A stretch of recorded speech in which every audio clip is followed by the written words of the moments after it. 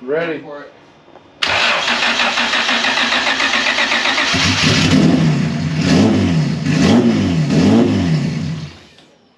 Okay, well, it started.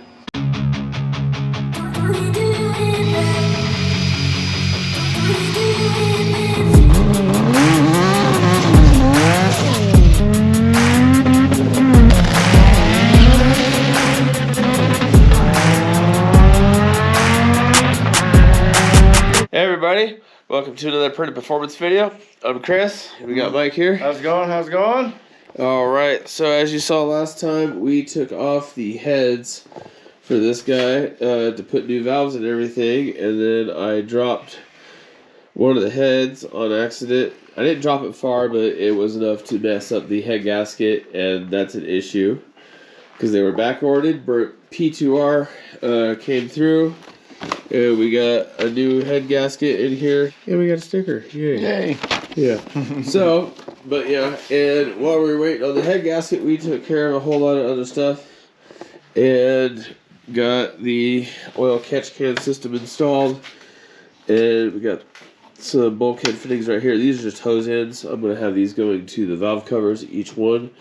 But on the other end, we got oil catch can here with the breather. It's going all the way to the back of the car. Hopefully when this car is going at high speed, that'll actually cause a suction, helping out with the crankcase breathing for the engine. And also got the weight plate on, as you guys saw in the last video. And then I finally got the welding done on the valve covers. They're not pretty. This one came out alright right here, not too bad. That's going to work out pretty good. This one is in a really awkward spot because of this corner right here.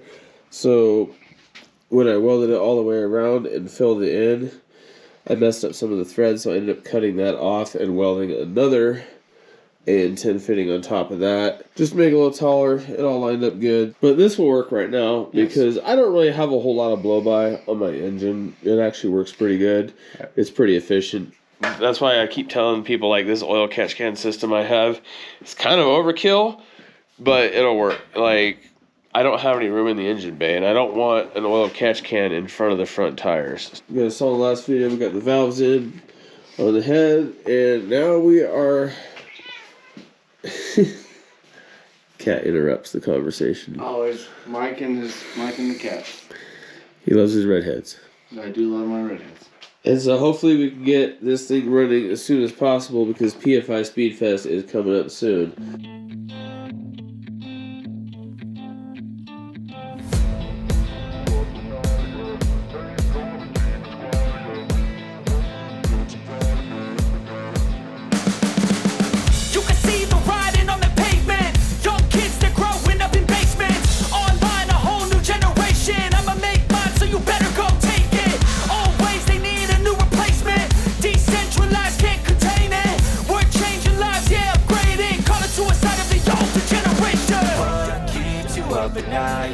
Make all the demons quiet, yeah. We were built to thrive, yeah. I think that we've all had enough. What keeps you up at night, yeah. Make all the demons quiet, yeah. We were built to thrive, yeah. I think that we've all had enough, yeah. I think that we've all had enough. Sick of dealing with the old plan. They know that we're calling it wrong. You got me like, oh yeah. I think that we've all had enough. Sick of dealing with the old plan. They know that we're calling it wrong. Hey, it's too late to try to go contain it. A generation fueled by creation. We live lives on a small screen nation. We control the airwaves, no negotiation. I refuse to think we need saving. Something good will come from creation. And when we think that the world is too anxious, we'll adapt, evolve, survive, and save it. What keeps you up at night, yeah. Make all the demons quiet, yeah. We were built to thrive, yeah. I think that we've all had enough. What keeps you up at night, yeah. Make all the demons quiet, yeah. We were built to thrive, yeah. I think that we've all had enough, yeah. I think that we've all had enough. Sick of dealing with the old plan. They know that we're calling it wrong.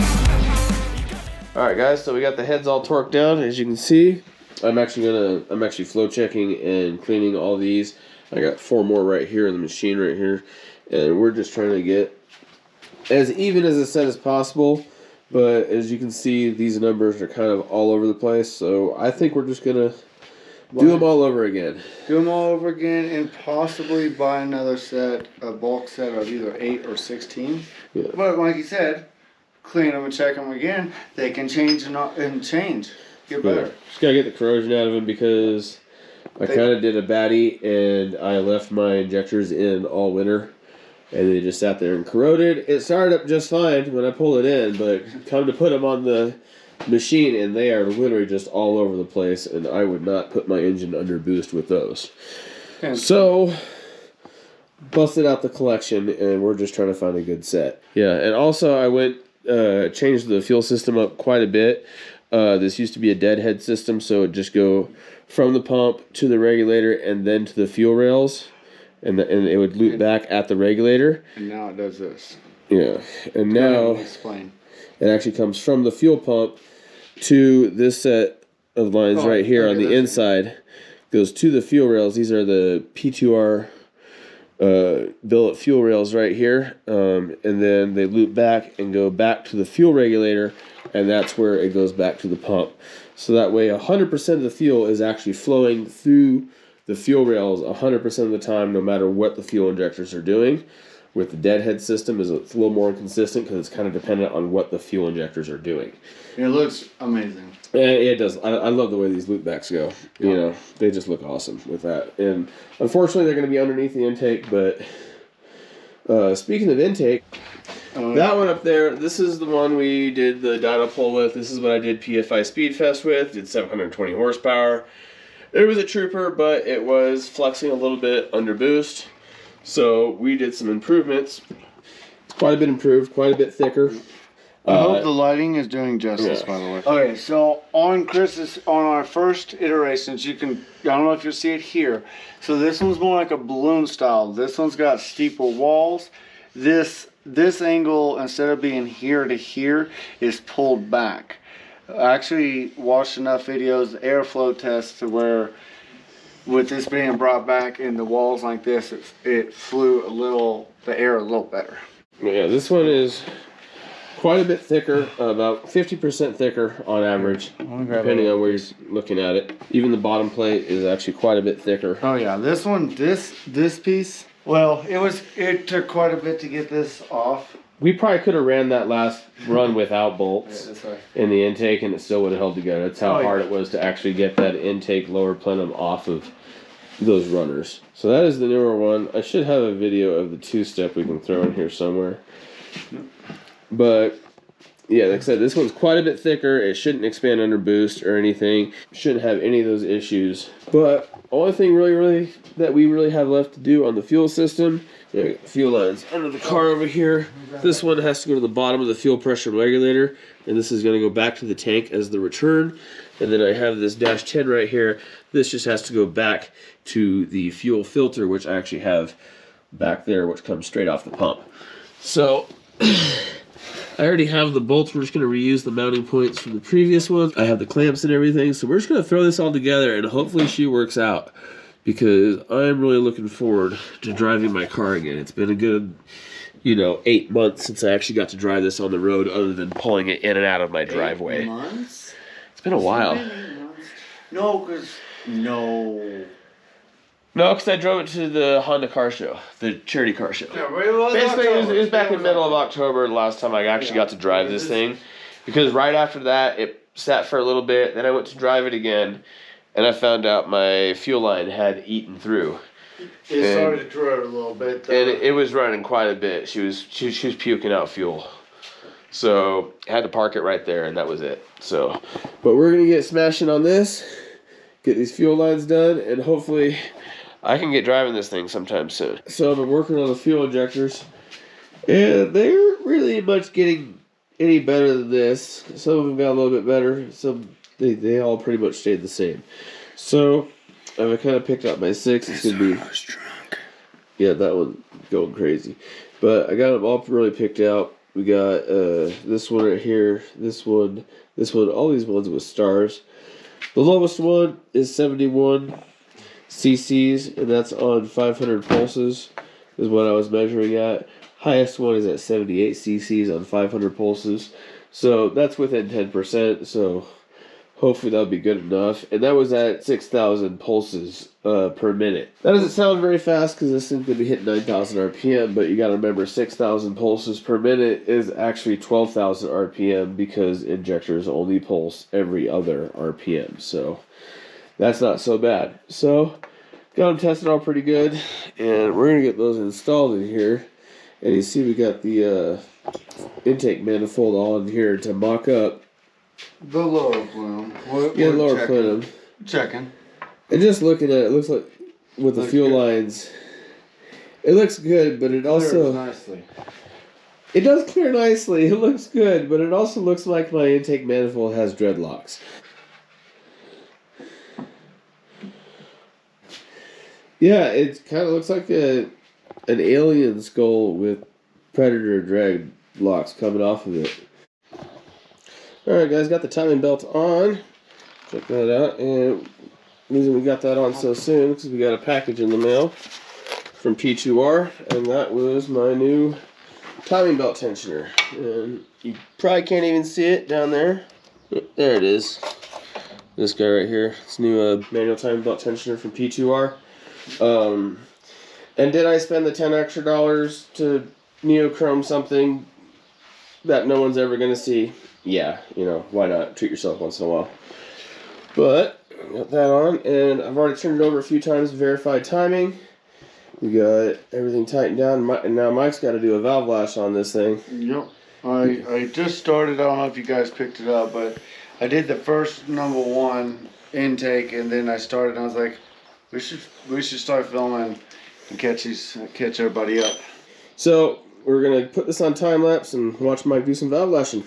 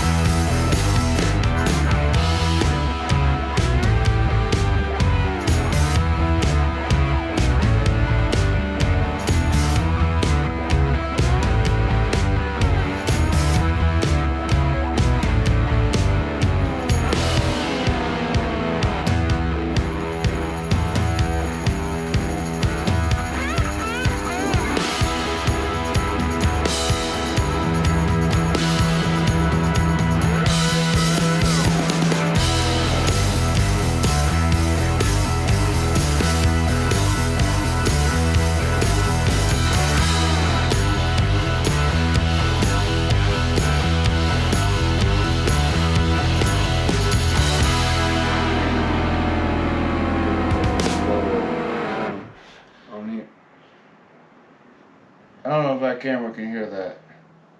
Do you hear that? Yeah. That sounds like Chewbacca getting his nutsack branded. Or a 350Z. Is that a Z? Yeah, that was probably a Z. Oh, it's camera cuts. I'm making it. That's branded. That's me. That's branded. Yes. Chewbacca branding. There's Nissan Z's around here that literally, when they rip it, they literally sound like Chewbacca's getting his nutsack branded. Now that I think about it, it's exactly what it sounds like. Yeah, so we have to put RTV in between here because we don't have a gasket good enough yet. Either that or my material's not good enough. There goes Chewbacca again. Yeah, we don't. Yeah, we don't have a gasket good enough. What do you think? Have take a look at that. Oh, talking. Yeah, talking belt. Yeah. So So yeah, we don't have a gasket good enough yet, and the material that these are made out of isn't the new material, so it's not strong enough yet, probably. But what I'm thinking about using is something like this. It's just a rubber matting they use in the construction industry. And if I can get something like this, I'll buy a laser cutter and we can just laser cut it to that, and hopefully we don't have to use RTV anymore.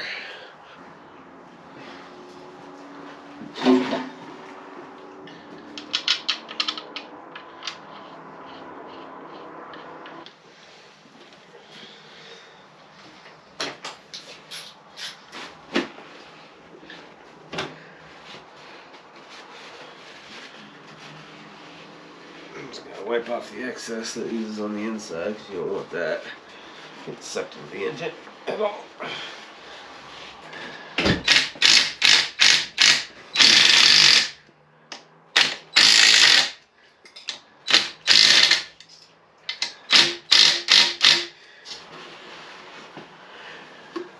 Alright, so what we got here is what you didn't see on camera. We've got the fuel check. Everything's not leaking. We are fully ready to start it, right? Yeah. First start after taking Chris's head off, and battery's dead. Go ahead. Nope, not yet. 5 more minutes.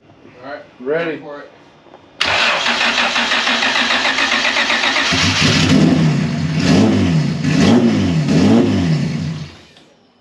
Okay, well, it started.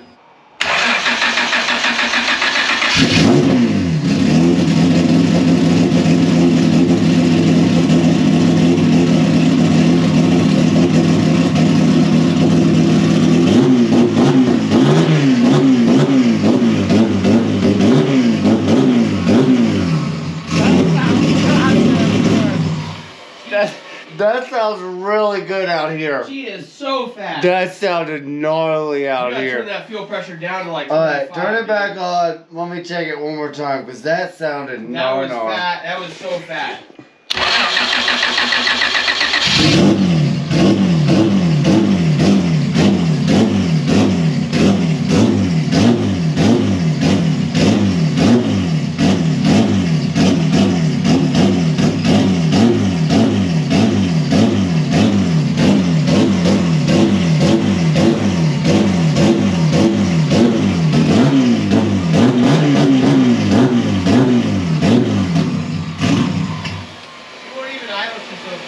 Yeah.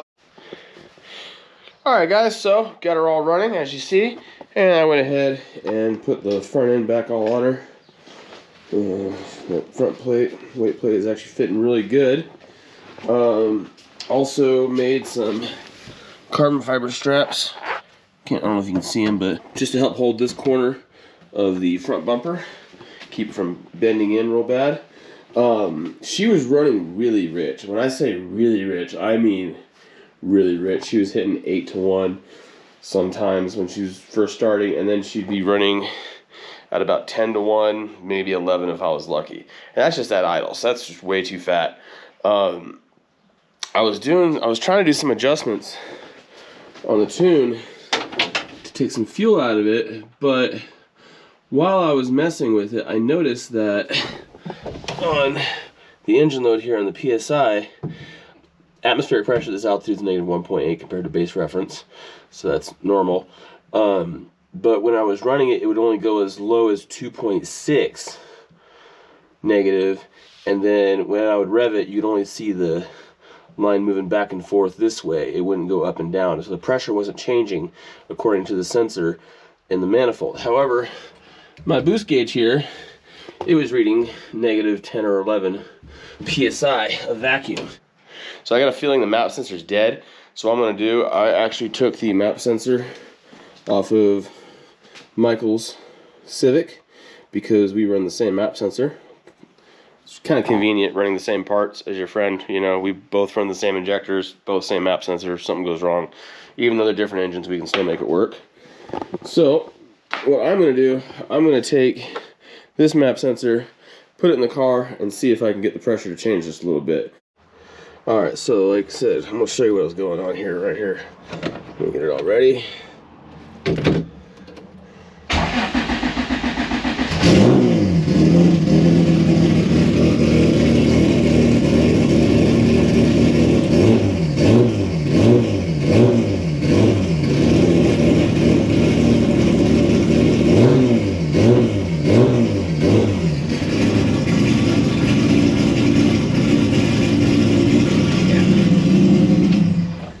yeah, as you can see when I was revving it, that the air pressure did not change. It was staying at 2.4 constant.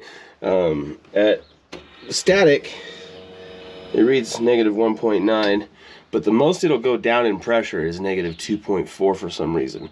So I'm assuming that's a sensor. I'm gonna go ahead and throw a mic sensor on there, and we'll see if that changes anything. So I got that sensor all swapped out. I'm gonna try it again. Hopefully we get a different reading.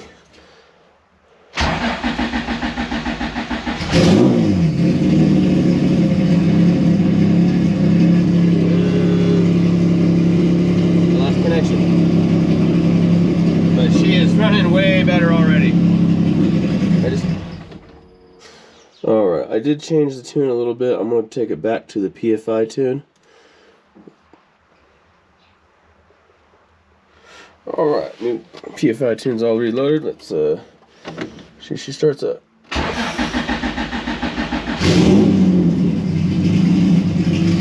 yeah, let's look at that, look at that. We got negative 8. That's lining up a lot closer to our gauge right here.